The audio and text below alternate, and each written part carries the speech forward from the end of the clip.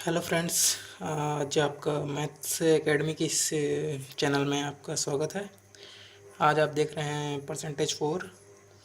तो आज हम बात करेंगे कुछ मोस्ट इम्पॉर्टेंट क्वेश्चंस की जो अधिकतर मैथ्स एसएससी के एग्ज़ाम में और बैंक के एग्ज़ाम में पूछा जाता है। तो आपने अगर पार्ट 1, 2 एंड 3 नहीं देखा है तो कृपया करके मुझे देख लीजिए, क्योंकि बाकी कुछ कॉन्सेप्ट उसमें भी हैं, तो उसमें आपको हेल्प मिल जाएगी इस क्वेश्चन को समझने के लिए। तो परसेंटेज में हम आज लेते हैं पहला क्वेश्चन। पहला क्वेश्चन ये कहता है, दो व्यक्ति संसद के लिए चुनाव लड़े। उसमें विजेता उम्मीदवार ने डाले गए कुल मतों में से 57% मत प्राप्त किए और वह 42,000 मतों से विजयी हुआ। इस प्रकार डाले गए कुल मतों की संख्या कितनी थी? तो इंग्लिश वाले देख लेंगे। टू कैंडिडेट्स पार्लियामेंट इलेक्शन के लिए खड़े होते हैं।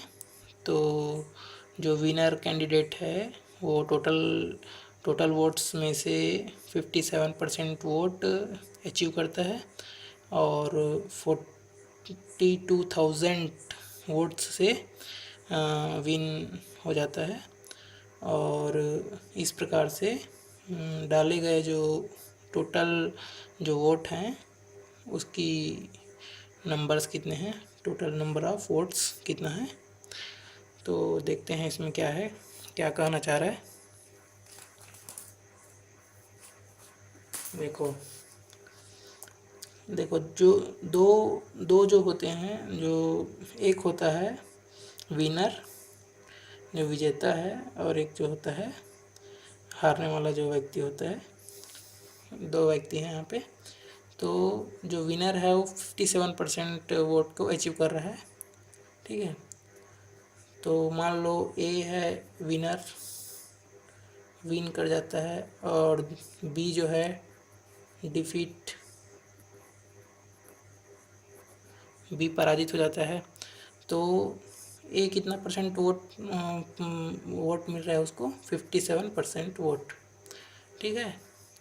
और बी को कितना परसेंट वोट मिल रहा है? 100 में आप माइनस कर लीजिए 57% को, तो कितना हो जाएगा? ये हो जाएगा आपका 43%, ठीक है। तो 43% डिफीट बी जो है अचीव कर रहा है। तो देखो इसमें बोल क्या रहा है वो देखो, ये जो है विनर जो है 42,000 वोट से जीतता है। तो 42,000, तो ये कंपैरिजन को शो कर रहा है। ये ए जो है बी से मतलब कितना आगे है, ए और बी मतलब को डिफरेंस कितना है। तो ये डिफरेंस हम कर लेते हैं यहाँ पे। 57% में 43% को डिफरेंस कर लीजिए, तो कितना हो जाएगा? 42,000। तो आपका इसमें डिफरेंस करने पे कितना आंसर आएगा यहाँ पे देख लीजिए। यहाँ पे हो जाएगा 4 और 14% इक्वल टू 42,000। तो 1% का कितना वैल्यू हो जाएगा? 3,000 और 100% का 3 lakhs। तो जो सी ऑप्शन है हमारा 3 lakhs वो आंसर हो जाएगा।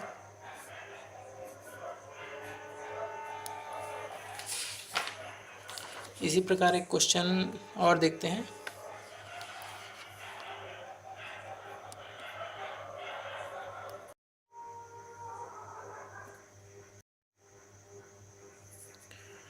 हमारा दूसरा क्वेश्चन ये कह रहा है कि एक मशीन की कीमत जो है 6,250 रुपये है।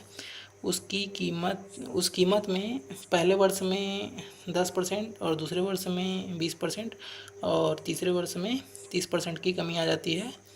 तो 3 वर्षों बाद मशीन की कीमत क्या रह जाएगी? तो देखते हैं इंग्लिश वालों के लिए। एक मशीन का है ना, the price of machine is 6,250 rupees and उसकी कीमत जो उसकी प्राइस है फर्स्ट ईयर में 10%, सेकंड ईयर में 20% और थर्ड ईयर में 30% डिक्रीज़ हो जाती है। तो आफ्टर 3 इयर्स मशीन की प्राइस ऑफ मशीन क्या, what is the price of machine. तो देखते हैं इसमें। तो सबसे पहला तो ये है कि जो एक मशीन है उसका जो प्राइस है सबसे शुरुआत में, मतलब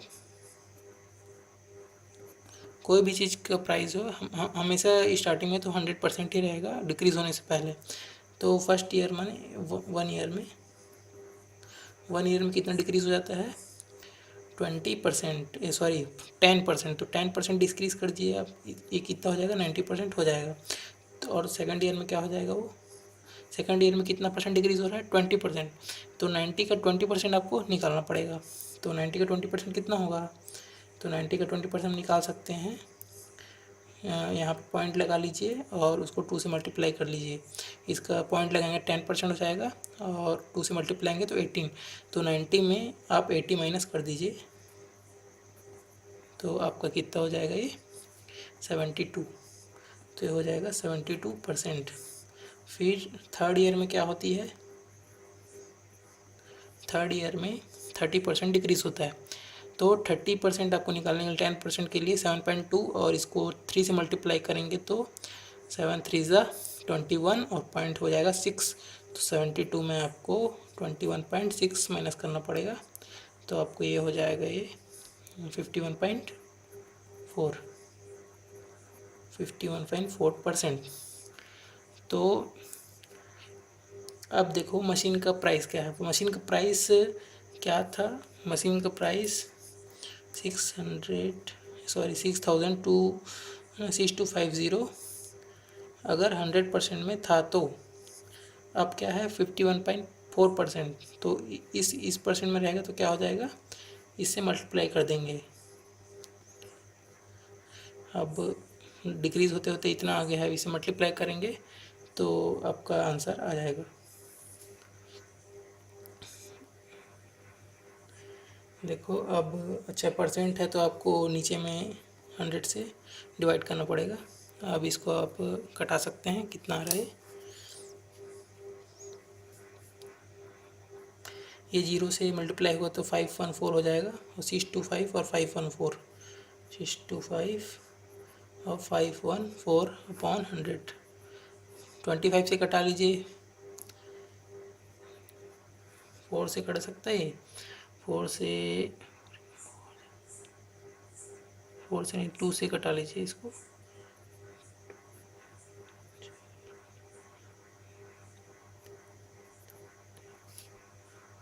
ठीक है, अब इसको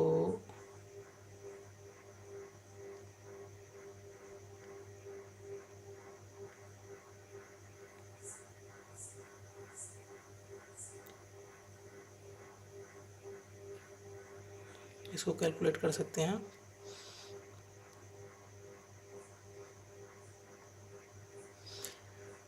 25 से इसको मल्टीप्लाई कर दीजिए, फिर 2 से हाफ कर सकते हैं। 25 से मल्टीप्लाई करेंगे तो कितना हो जाएगा, ये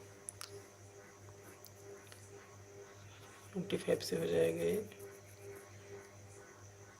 175 और 25 और 17 हो जाएगा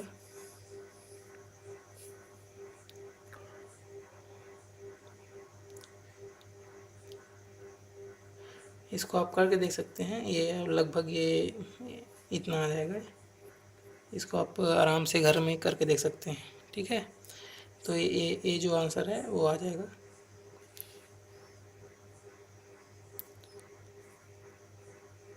सॉरी ये आंसर नहीं आएगा इसका। 51%। यहाँ से डायरेक्ट आप बना के देखिए, आप कैलकुलेशन करने की ज़रूरत नहीं पड़ेगी, है ना। आपको देखो 51% डायरेक्ट निकालना सिखा रहा हूँ। 51% कैसे निकालते हैं, ये बहुत ही लॉन्ग कट ये ट्रिक, मतलब ये तो बहुत ही लॉन्ग कट पैटर्न में बता रहा था, इसीलिए थोड़ा टाइम लग रहा है। देखो 51% निकालने के लिए देखो, कोई भी चीज़ 100% है, 100% का आप हाफ करोगे तो 50% तो ऐसे निकल जाएगा। हाफ कर दीजिए तो हाफ में कितना हो जाएगा इसका, 6250 का आप हाफ कर लीजिए, कितना हो जाएगा ये 3000 और ये 125 है ना, 3125 से थोड़ा ही ज़्यादा वैल्यू इसका होगा। तो 3125 से थोड़ी ज़्यादा वैल्यू किसकी दिख रही है आपको, सी की दिख रही है, ये थोड़ी ज़्यादा हो गई तो ये ज़्यादा सही लग रहा है, तो सी एक आंसर होगा इसका 51.2%। ठीक है, 1% में आपका 62.5, तो 62.5 और ये कुछ जुड़ के इतना हो जाएगा। ठीक है, तो नेक्स्ट लेक्चर हम बाद में करेंगे, आज के लिए बस इतना ही। Thank you.